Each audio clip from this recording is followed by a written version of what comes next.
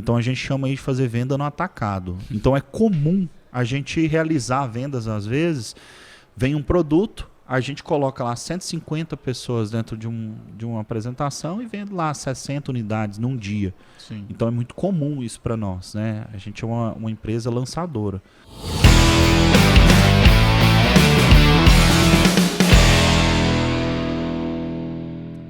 Boas-vindas ao JetCast, o podcast da JetMob, gravado inteiramente aqui no Jet Experience 2023, o maior evento imobiliário do Rio Grande do Sul que está acontecendo em Santa Maria. E o nosso próximo convidado dispensa introduções, mas vou pedir de qualquer forma. O Ricardo Martins, seja muito bem-vindo, Ricardo, muito obrigado pela tua participação. Obrigado. E, por favor, uma breve introdução de quem é Ricardo Martins. Martins. Mim estar aqui. Sou corretor de imóveis, sou empresário do ramo imobiliário, hoje com mais de 40 unidades, né? Expandindo aí pelo Brasil e fora. Sou treinador de corretores também, né? Acabei encontrando essa lacuna, até mesmo para treinar profissionais para entrar na nossa empresa, né? Encontrei uma oportunidade e tenho hoje matriculados mais de 15 mil alunos, né? Caramba. Mais de 15 mil alunos e alunos não pagantes, talvez mais de 80 mil dentro da nossa base de corretores de imóveis. E sou influencer também do mercado imobiliário. Perfeito. TikToker, né? O rei do TikTok disse que...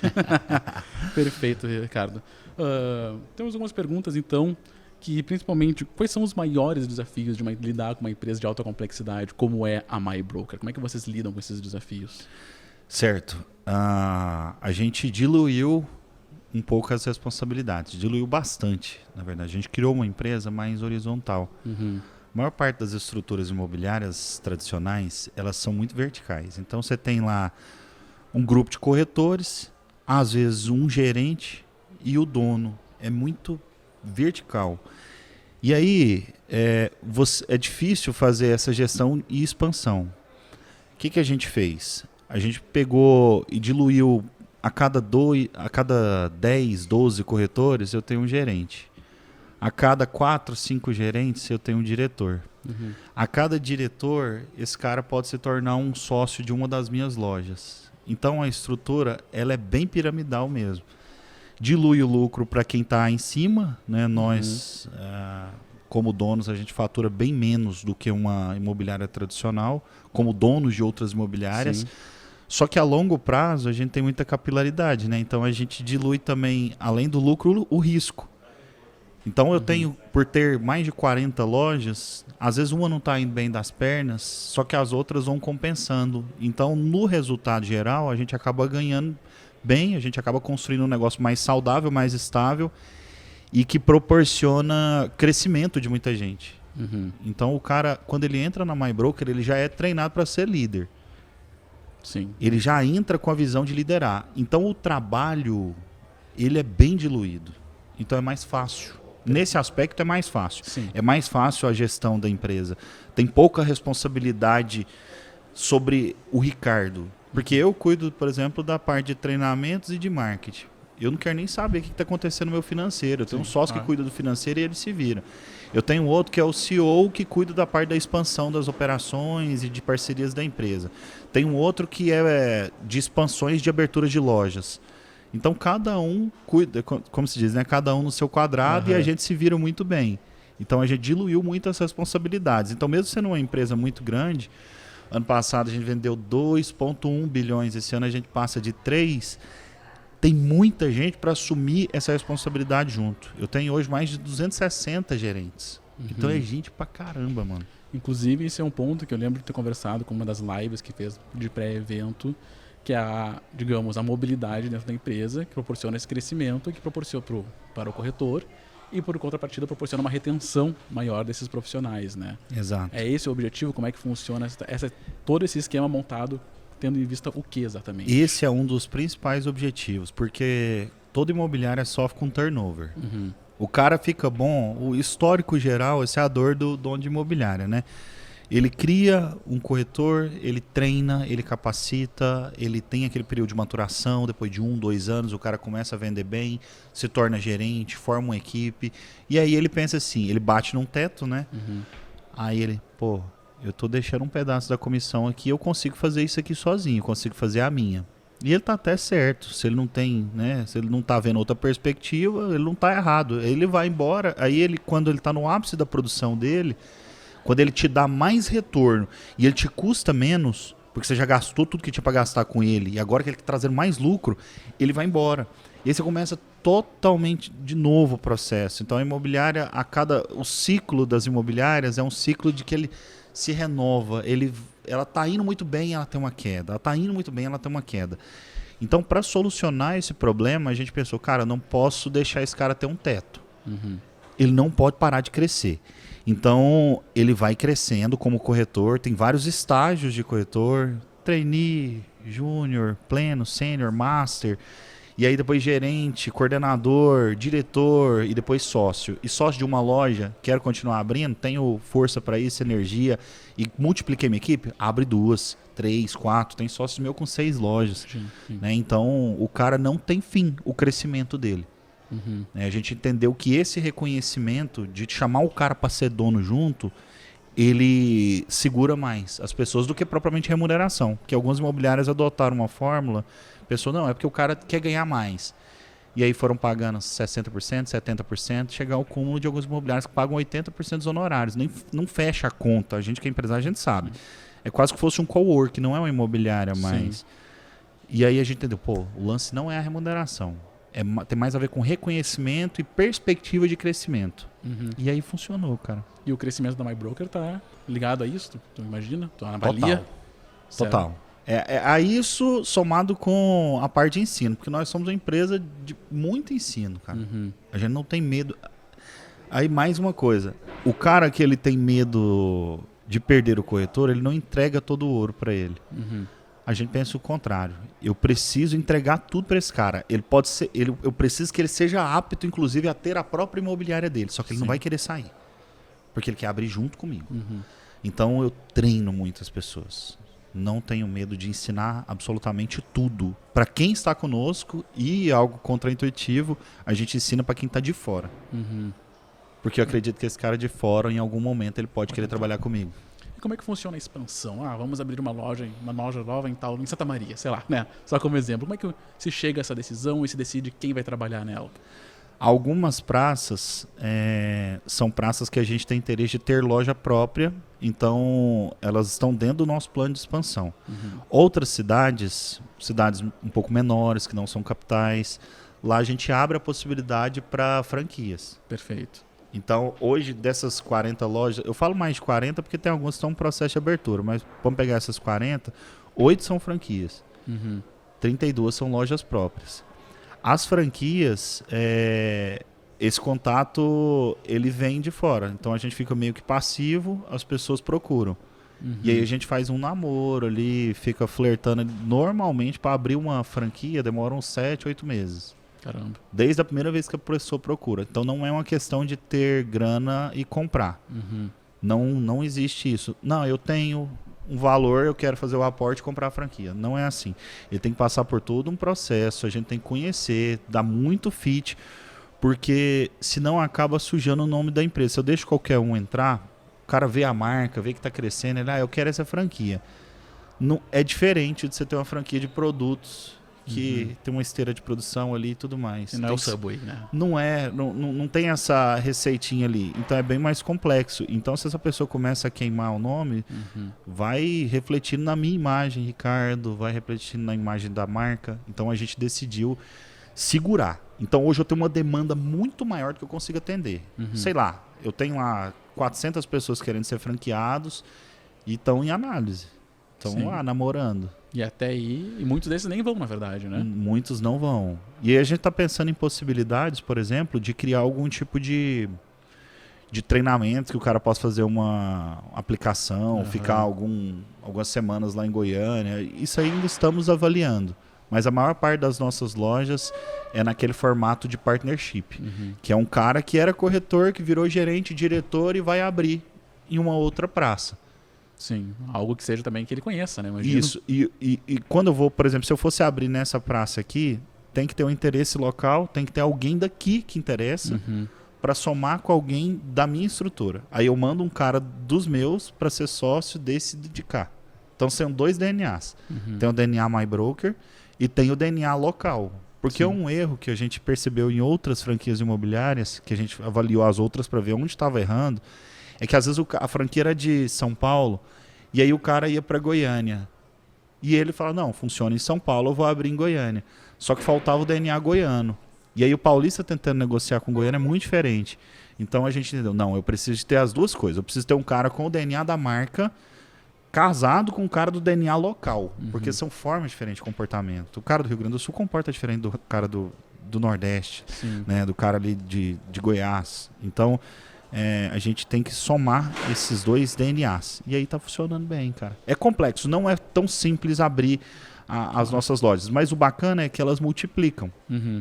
Então, hoje a gente tem 30 e poucas. Se cada uma abre o ano que vem, a gente dobra.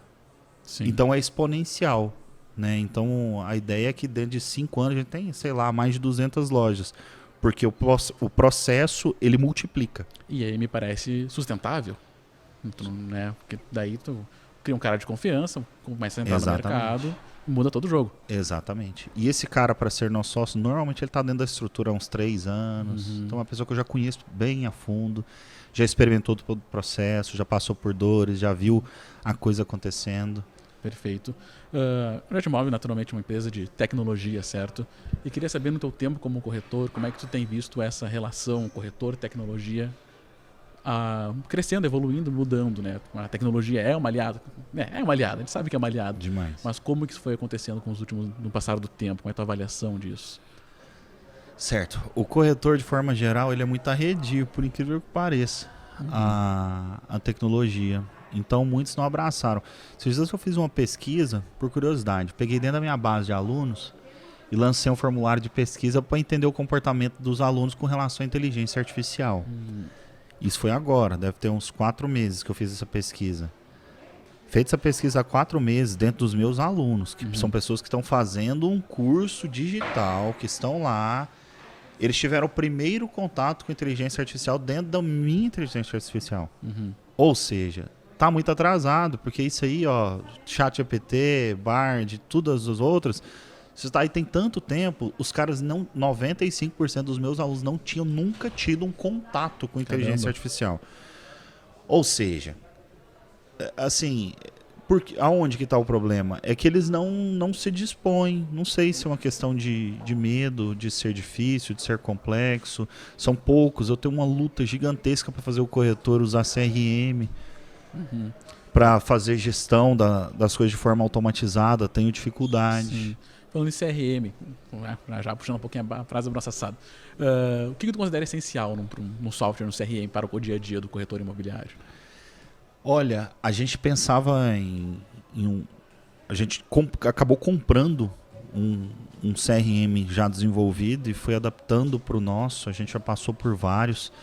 A gente queria algum que fizesse os alertas em formato de gamificação.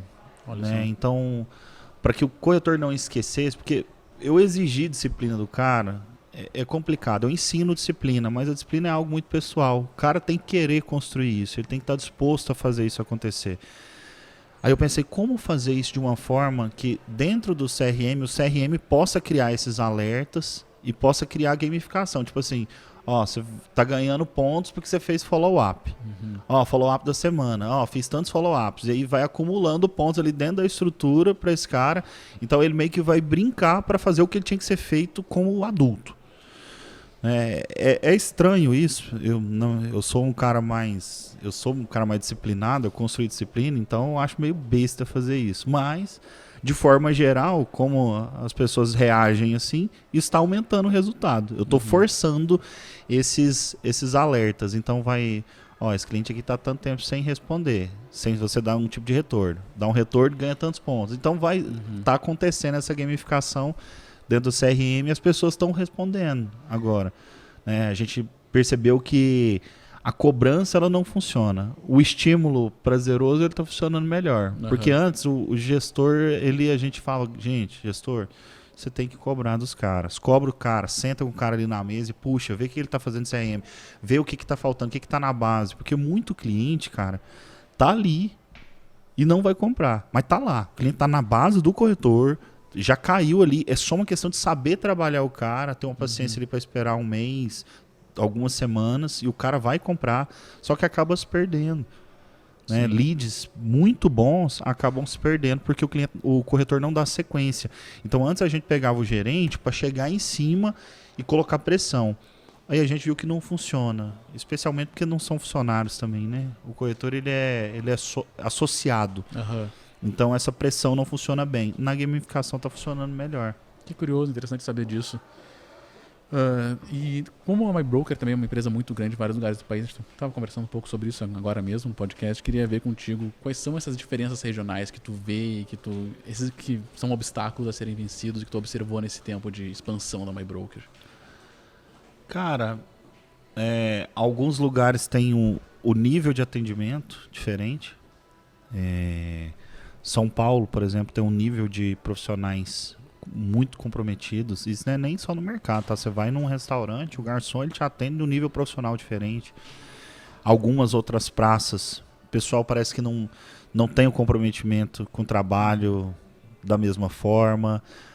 A gente foi para praças onde o corretor não queria nem fazer o mínimo viável, que é tipo pegar um plantão, né, estar ali na imobiliária.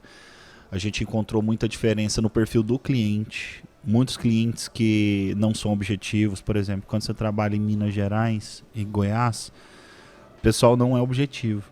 O goiano não é muito objetivo. Ele fica, como a gente diz lá, né, rodeando toco. Ele não fecha, ele não te fala não. O mineiro dificilmente fica te falando não. Já o paulista, ele é extremamente direto e objetivo. Ele é sim ou não. Sim. Isso é muito bom, poupa tempo de todo mundo. Só que são culturas diferentes, né? Então, você tratar o goiano com o jeito paulista, você ofende o goiano. Da mesma forma que você chega com o jeito goiano lá para ser atendido pelo paulista, ele cansa. Ele fala, não, estou perdendo tempo com esse cara aqui. Então, a gente foi encontrando esses perfis. Chega no pessoal do Paraná, Curitiba especificamente, era um pessoal mais frio. Sim. Em relação a pessoas. A gente teve que aprender a lidar com isso, porque nós somos muito calorosos em Goiânia, né, em Goiás. Então a gente foi tendo que adaptar esse nosso jeito. Alguns tipos de ações não funcionam muito bem numa praça e na outra funcionam. Mas o que tem nos poupado muita dor de cabeça é aquela solução que eu te falei, que sempre tem um sócio local para somar com um sócio da marca. Os DNAs. Porque aí o cara local ele já fala, ó, aqui em Curitiba o cara não faz tal coisa. Aqui em Salvador a cultura é essa. Você não pode chegar assim, senão vai espanar. Então a gente pega esse feedback do local e soma com a nossa identidade. Mas tem muita diferença. Perfil comportamental diferente, velocidade para gerar a venda é diferente, empenho para trabalhar é diferente, estímulos são diferentes. Sim. O Brasil, cara, ele é um continente, cara. Ele é impressionante a diferença cultural e comportamental das pessoas. É muita coisa para relatar, cara. É muito diferente o comportamento. Mas em contrapartida, quais são as coisas consistentes que tu já percebeu que em todo lugar funciona? Certo. Aí vamos trabalhar inclusive isso na palestra. Né? A gente tem um sistema de trabalho na MyBroker que ele é parecido com marketing multinível. Não sei se você já fez alguma empresa de marketing multinível, por exemplo. Rinode, aquelas Dioness, todas essas empresas, ela tem uma cultura que é o seguinte. Resumindo como funciona o marketing multinível. O trabalho do associado é trazer o máximo de pessoas que ele puder para conhecer uma apresentação que eles chamam de APN.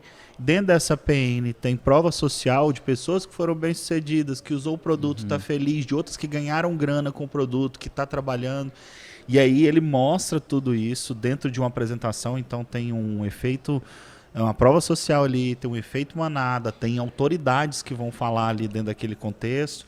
E aí no final eles falam, ó, quem quiser trabalhar com a gente, vamos embora, custa tanto. E vamos. A gente pegou essa ideia, essa estrutura, que ela é recheada de muitos gatilhos mentais, e a gente trouxe isso para o mercado imobiliário. Então a MyBroker hoje ela é uma das principais empresas no país que trabalham no formato de APNs.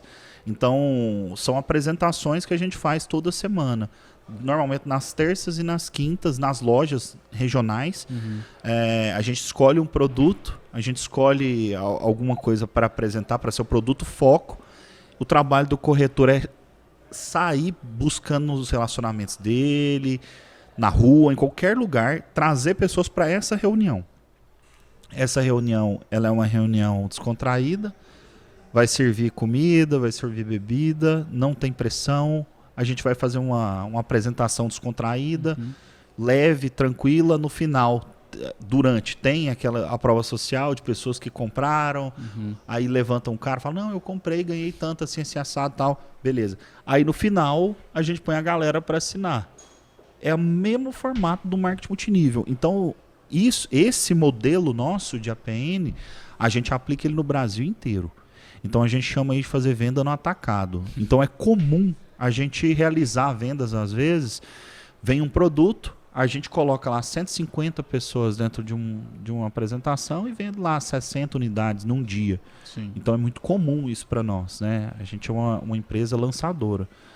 Apesar de que a gente vende revenda também, né? Mas 70% do nosso faturamento hoje é em torno de lançamentos. Caramba. Então a gente trabalha nesse modelo de apresentações, de rodadas de negócio, a gente traz o cliente. E o corretor ele é treinado nas habilidades do marketing multinível, que é abordar pessoas, como se relacionar, como trazer pessoas para dentro da empresa. Ali dentro da empresa a gente cria um contexto para o cliente comprar. Sim. E isso funciona no Brasil inteiro. Interessante. Me parece também que a própria MyBroker tem muito disso de... como eu faço isso? A gente pega do marketing multinível. Para abrir uma loja nova tem que ter uma coisa que sempre une conhecimentos e diversos. Assim, é uma filosofia de vocês isso? Demais, porque isso veio meio que dos sócios, né? A gente não herdou nada, nós éramos todos quebrados. Eu, Ronaldo, Leandro Albuquerque, a gente tinha uma origem pobre. Tinha imobiliárias já com 30 e tantos, 40 anos lá na nossa cidade, consolidados, imobiliários muito maiores, com grana e imobiliárias boas. Aí a gente falava, gente, a gente não tem ninguém para bancar, a gente não tem grana, a gente não tem como competir no nível que os caras competem. A gente tem que ser diferente. E aí, se a gente for diferente, a gente consegue correr por fora. Os dois estão tentando brigar para quem é o melhor e o maior aqui, eu vou brigar para ser por fora, por diferente. E aí eu falei, cara, eu vou começar a buscar referências de mercados que não são os meus. Então eu comecei a buscar referência tipo do Burger King, de loja de carro. Fui olhar o marketing. Eu pegava marketing de loja de escola de inglês. Eu fui pegando coisas que não tinha nada a ver com o mercado imobiliário, traduzia para a minha linguagem e aplicava dentro do nosso negócio. Então isso nos permitiu não ir fazendo mais do que estava sendo feito. A gente criou um caminho alternativo. Tanto que esses vídeos bem-humorados, usar TikTok para fazer negócio, a gente foi disruptivo, porque ninguém estava fazendo. Né? Então a gente foi criando estratégias que não eram comuns ao nosso mercado. E essa visão nos permite crescer muito, cara. Que legal. Porque se eu copio só quem está fazendo já no meu mercado, eu sempre vou estar um passo atrás de quem já fez. Natural, isso é lógico. Sim. Agora, se eu copio um grande de outros ramos, cara, e somo tudo isso, aí a gente explode. Então, essa nossa filosofia de buscar fora tem funcionado muito bem. Massa. E agora já tocou no assunto ali de, por exemplo, fazendo TikTok, isso é uma curiosidade, duas curiosidades que eu queria saber. Como é que começou o Ricardo Martins Influencer e quando que tu percebeu que eu sou o Ricardo Martins Influencer? Teve uma virada de chave, algum momento que tu pensa, foi ali que eu percebi que o jogo mudou um pouco, talvez? Tá, vamos contextualizar. Primeiro foi YouTube, depois veio Facebook, depois Instagram. Até aí tava tudo... Já eram números grandes, porque tinha pouca gente fazendo, então meus números já eram os maiores. Mas eram maiores na casa de 15 mil, 20 mil. Sim. Né? Isso há muitos anos. E aí chegou um ponto em que apareceu o TikTok. E aí no TikTok eu desprezei ele no primeiro momento. Teve um evento de marketing aqui no Brasil, agora, o RD Summit. Aconteceu o RD Summit e aí trouxeram um cara para ele falar, um dos picas, aí agora me fugiu o nome do cara, o cara mais foda do mundo em marketing. E aí ele veio e falou, a próxima rede social é o TikTok, deem atenção para a rede social. E aí eu escutei aquilo naquele ano, entrei no TikTok, mas eu me choquei um pouquinho, porque era só galera dançando e as mulheres de biquíni, os caras de sunga, PT, que eu falei, não, isso aqui não funciona. E eu ignorei por 1 ano. E aí eu fiquei com aquilo ali, stand-by. Não dei ouvidos pro que o cara falou. Passa 1 ano, tinha um amigo nosso, eu fazia parte de um grupo de corretores, que a gente chama esse grupo de Magic. Então tem alguns corretores lá, Guilherme Pilger, Cleverson Passos e outros grandes nomes. E aí o Cleverson e o Pilger falaram, ó, gente, a gente tá fazendo TikTok. E aí o Pilger, cara, aluguei uma cobertura de 2,5 milhões pelo TikTok. O Clevin, cara, chegou uns clientes pelo TikTok. Eu falei, uai, esse trem tem alguma coisa. E aí eu fui lá, entrei, estudei o algoritmo. Era tudo no máximo em inglês, a maior parte era em chinês ainda. Vídeos que falavam sobre o algoritmo, que era bem no começo. E aí eu peguei, entendi que era volume de vídeos, tinha uma estatística para viralizar ali mais ou menos, tinha uma métrica. Falei, vou fazer isso. Entrei no grupo, falei para os meninos, ó, tô entrando no TikTok hoje, fica de olho aí nos meus números.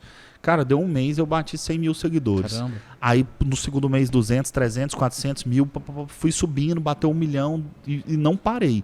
Agora, deve ter uns 6 meses que deu uma estacionada em 2 milhões e 800. Mas eu fui crescendo, sem parar, assim, metralhando. Então, naquele momento, eu percebi, assim, nos primeiros 200 mil seguidores, eu percebi que tinha se tornado uma influência, que tinha se tornado... As pessoas conheciam o Ricardo, tanto corretores como cliente. Lá em Goiânia é muito comum eu ir no shopping, um monte de adolescente tirar uma foto comigo, falar que admira a profissão, cara. Isso é que é louco. Cara, meu sonho é ser corretor. Caramba, que massa. Que doideira pensar isso. Uma profissão que antes era desprezada, tipo, deu errado, vira corretor. E aí as pessoas tendo esse sonho de ser corretor, quando eu venho numa palestra tipo Conecta Mob, um evento maior, se a gente vier aqui hoje no Jet Experience e perguntar quantos aqui já se inspiraram a entrar na profissão por causa do Ricardo, vai ter uma galera. Isso é muito legal, cara.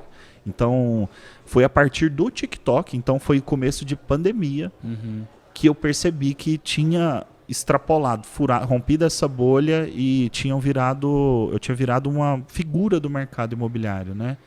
Sim.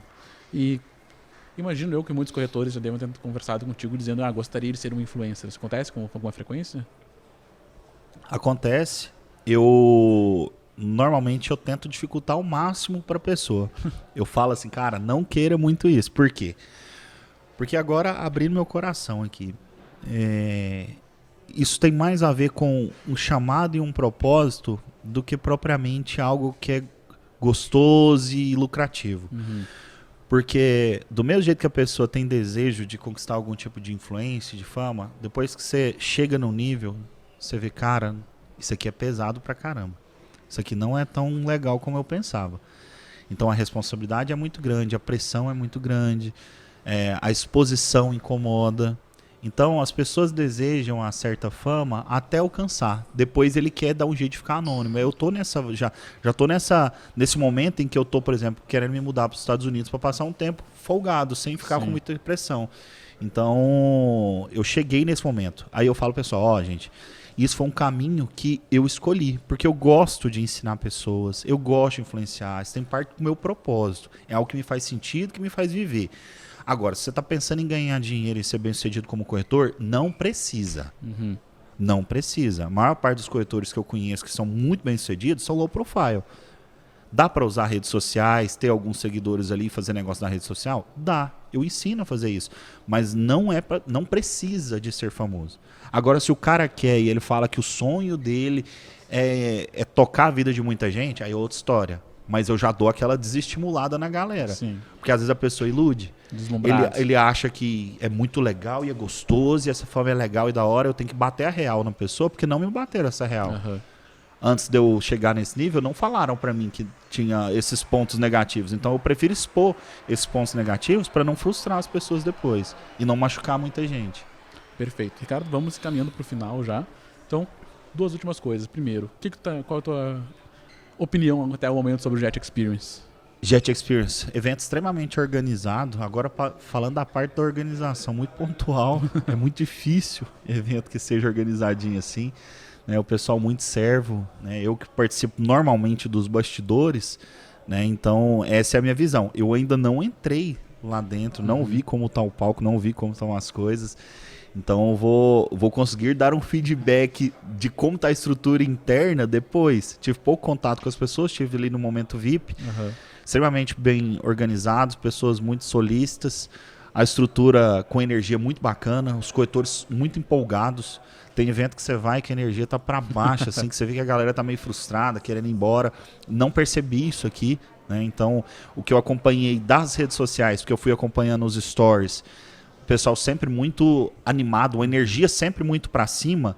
Os palestrantes, conheço praticamente todos, alto nível de palestrantes, né? Eu sou pequeno ali no meio daquela galera, gente muito boa ali. Então, tá de parabéns. Evento de altíssimo nível. E eu falo com propriedade porque eu faço eventos, cara, sei lá, 2 por semana, né? Há 3 anos.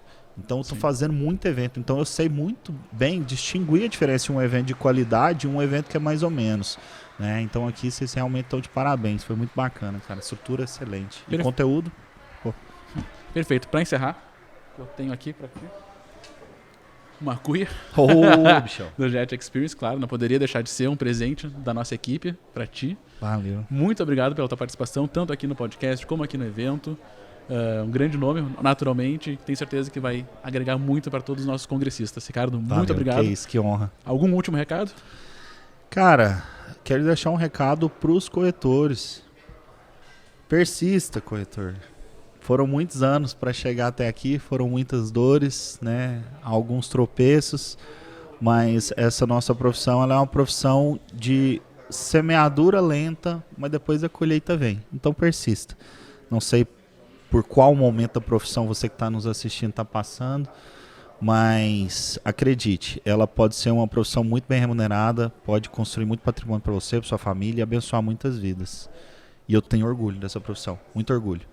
Entrei de paraquedas na profissão de corretor de imóveis, mas hoje só falta tatuar isso em mim. Até ver uma ideia. De repente, eu ponho uma tatuagem aqui no próximo vídeo. Tá? Perfeito, Ricardo. Muito obrigado. Valeu. Ficamos por aqui então e até. Muito obrigado também à audiência de todos vocês. E até o próximo JetCast. Até mais. Valeu. É nóis.